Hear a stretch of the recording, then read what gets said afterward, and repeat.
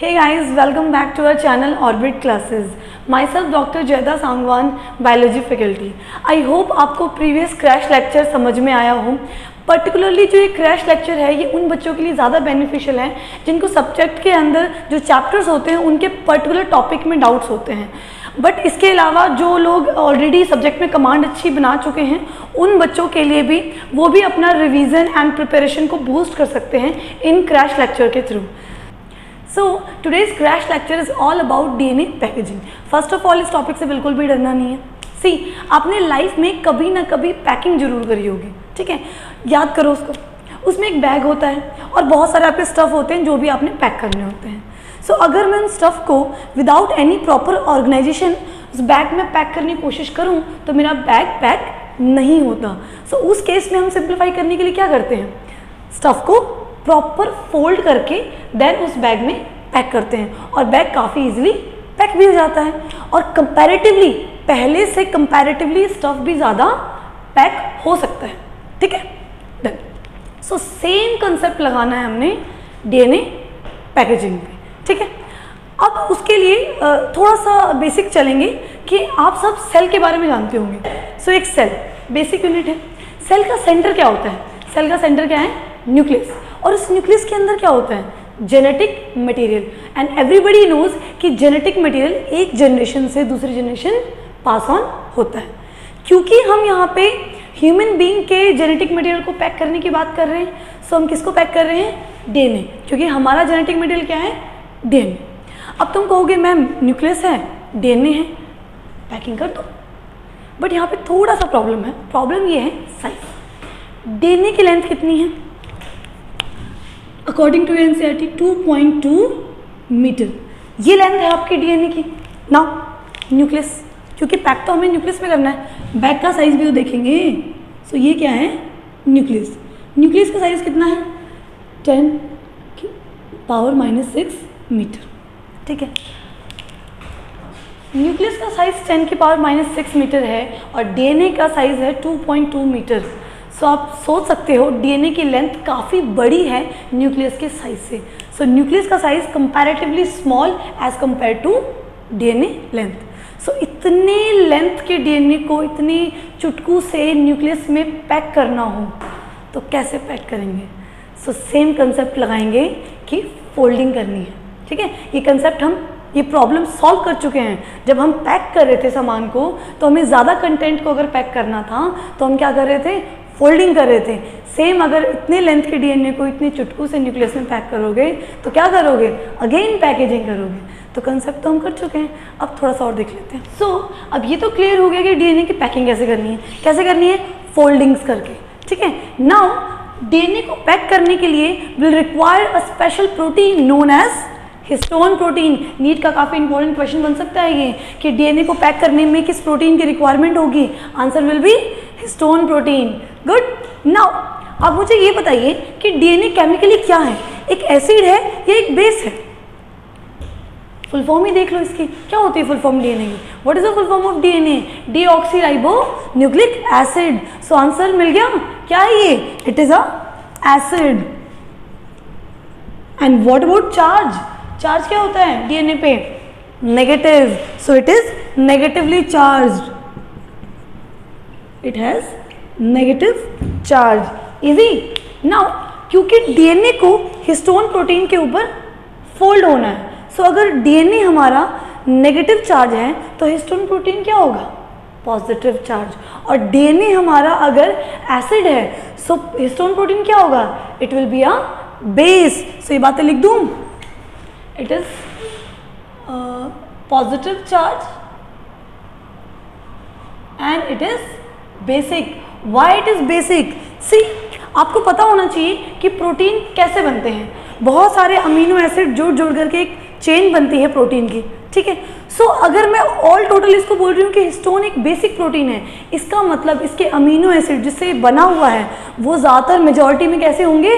Basic. तो आपके NCERT क्या बोल रही हूँ बेसिक अमीनो एसिड्स के बारे में? कौन कौन है वो? Arginine and lysine. कौन कौन है? Arginine and lysine. So basically histone protein is rich in arginine and lysine amino acid, जो कि कैसे हैं, बेसिक। ज़्यादातर ये बेसिक अमीनो एसिड से बना है, इसलिए हिस्टोन प्रोटीन क्या हुआ, it is a basic protein. Easy. Now अब इसी चीज़ को डायग्राम से देखते हैं। सी, ये आपका डीएनए है, हेलिकल स्ट्रक्चर, और ये जो रेड बॉल्स बनाए हैं मैंने, these are basically histone protein. क्योंकि मैंने कहा था डीएनए की कॉइलिंग कहाँ पे करेंगे, अरे किस पे करेंगे, हिस्टोन प्रोटीन पे। सो ये इस तरह से कॉइलिंग रहेगी, ठीक है। नाउ ये कॉइलिंग और जो फोल्डिंग है ये काफ़ी स्टेबल है। क्यों, एक इनमें से जो एक है, फॉर एग्जाम्पल डीएनए है, दैट इज नेगेटिव चार्ज, और जो हिस्टोन प्रोटीन है वो कैसा है, पॉजिटिव चार्ज।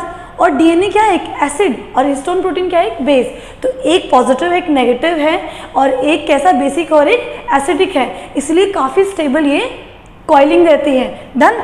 सो इस कंप्लीट स्ट्रक्चर को क्या बोलेंगे, very important for your need, nucleosome. अगला इंपॉर्टेंट क्वेश्चन आ गया, एक तो हिस्टोन प्रोटीन के बारे में था और दूसरा न्यूक्लियोसोम। सो इस कंप्लीट स्ट्रक्चर को क्या बोल रहे हैं, न्यूक्लियोसोम।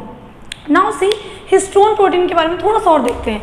हिस्टोन प्रोटीन के एक्चुअल 5 टाइप्स होते हैं, लिख दो मैं, H1, H2A, H2B, H3 and H4। ये 5 टाइप होंगे हिस्टोन प्रोटीन के। लेकिन जो एक्चुअल में न्यूक्लियोसोम बनाने में हेल्प करेगा, या जो मेनली पार्टिसिपेट करेगा कॉइलिंग में, फोल्डिंग में, वो कौन से होंगे, बेसिकली ये लास्ट वाले 4।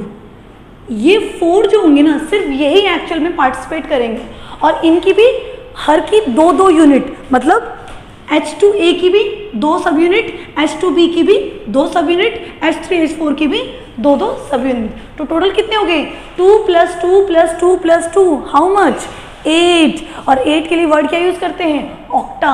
तो यहाँ पे हिस्टोन के मॉलिक्यूल को क्या बोल देंगे, जो 8 सब यूनिट से मिलके बना है, क्या बोलेंगे, ऑक्टामर, हिस्टोन ऑक्टामर। सो न्यूक्लियोसोम के बारे में क्या लिखूं, it is made up of DNA plus histone octamer. Easy. Now अब बेचारा तुम कहोगे मैम H1 रह गया बेचारा, इसको भी काम पे लगाएंगे, कहाँ पे लगाएं इसको। सी देखो, ये एक्चुअली लिंकर डीएनए के साथ बाइंड होता है। What is linker DNA,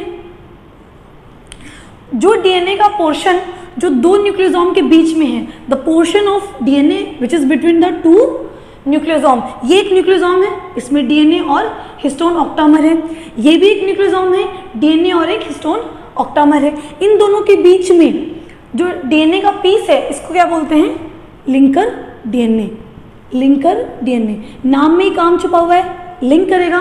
2 nucleosome को लिंक करने वाला जो डीएनए का पीस होगा, उसको क्या बोलेंगे, लिंकर डीएनए। और इसके साथ कौन जुड़ा हुआ है, H1, this is H1 histone सब यूनिट, ठीक है। हिस्टोन के 5 टाइप्स थे, उसमें जो H1 रह गया था वो कहाँ पे पार्टिसिपेट करेगा, एक्चुअल लिंकर डीएनए के साथ बाइंड करेगा। डन। नाउ सी, इसी तरह से फोल्डिंग करते करते करते करते ये एक पूरी चेन बन जाएगी। आपको ये चेन दिखाई दे रही है, इसमें ब्लू पोर्शन क्या है, डीएनए, ठीक है, और जो रेड प्लस ब्लू है दोनों का मिक्स है, वो क्या है, एक न्यूक्लियोसोम। सो ऐसे पूरी डीएनए की चेन में बीच बीच में न्यूक्लियोसोम है। इस पूरे स्ट्रक्चर को क्या बोलते हैं, क्रोमैटिन। अगला इंपॉर्टेंट क्वेश्चन आपके नीड पॉइंट ऑफ व्यू से, क्या बोलेंगे, क्रोमैटिन। और एनसीईआरटी आपकी क्या बोल रही है, बीड ऑन स्ट्रिंग। स्ट्रक्चर कैसे बोल रही है, बीड ऑन स्ट्रिंग, कि जैसे एक धागा है उस पर बहुत सारे बीड्स, छोटे छोटे बीड्स लगे हुए हों, इस तरह का ही कुछ दिख रहा है। नाउ जो ये क्रोमेटिन है, एक्चुअली ये नॉन डिवाइडिंग सेल का एक फीचर है। जब सेल डिवाइड नहीं कर रहा है उस टाइम पे जेनेटिक मटेरियल काफ़ी बिखरा हुआ रहता है, किस फॉर्म में, क्रोमेटिन की फॉर्म में। This is non condense form, ठीक है। नाउ जब सेल डिवीजन पे जाएगा, जब सेल एक्चुअल डिवीजन करेगा, उस टाइम पे जो नॉन कंडेंस फॉर्म है इसकी कॉइलिंग होकर के किस फॉर्म में आ जाएगा, कंडेंस फॉर्म। क्रोमेटिन का कंडेंस फॉर्म क्या होता है, क्रोमोसोम। गुड। नाउ ये जो क्रोमेटिन फाइबर थे जो नॉन डिवाइडिंग सेल में थे, ये अब कंडेंस हो गए हैं किसमें, डिवाइडिंग सेल के क्रोमोसोम में कन्वर्ट हो चुके हैं। यहाँ पे आप ग्रीन कलर से एक स्ट्रक्चर देख रहे होंगे, this is known as non histone protein. क्या है ये, नॉन हिस्टोन प्रोटीन। बेसिकली जो आपका क्रोमेटिन है ना, इसी के अराउंड कॉइल होके फर्दर कंडेंसिंग हो जाएगी और क्रोमोसोम में कन्वर्ट हो जाएगा। ठीक है, so it will coin like this around the non histone protein. ठीक है, और बीच बीच में आपके क्या हैं, न्यूक्लियोसोम्स। ठीक है, सो इस तरीके से आपका जो जितना भी जेनेटिक मटेरियल है वो पैक हो रहा है।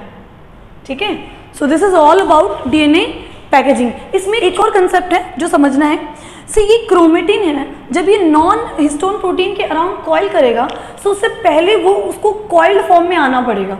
ठीक है, कॉइल फॉर्म में उसको कौन लेके आएगा, एक प्रोटीन होता है न्यूक्लियोप्लाज्मिन। क्या नाम है, nucleoplasmin. This protein is actually helps in coiling the chromatin. For example ये आपका क्रोमेटिन ऐसे था, तो इसके अराउंड जाकर के ये फर्दर और प्रॉपरली कॉइल्ड हो जाते हैं और देन ये फिर नॉन हिस्टोन प्रोटीन के अराउंड वाइंड अप हो जाएंगे और आपका जेनेटिक मटेरियल कंडेंस हो चुका होगा।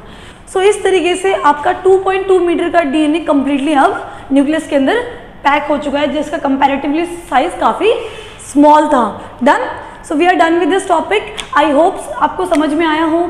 अगेन मैं वही बोलूँगी कि आप पहले लेक्चर अटेंड कीजिएगा, देन नोट्स बनाइएगा, देन उसको एनसीईआरटी से रीड कीजिएगा, और उसके बावजूद भी अगर कोई डाउट है तो आप कमेंट सेक्शन में लिख सकते हैं।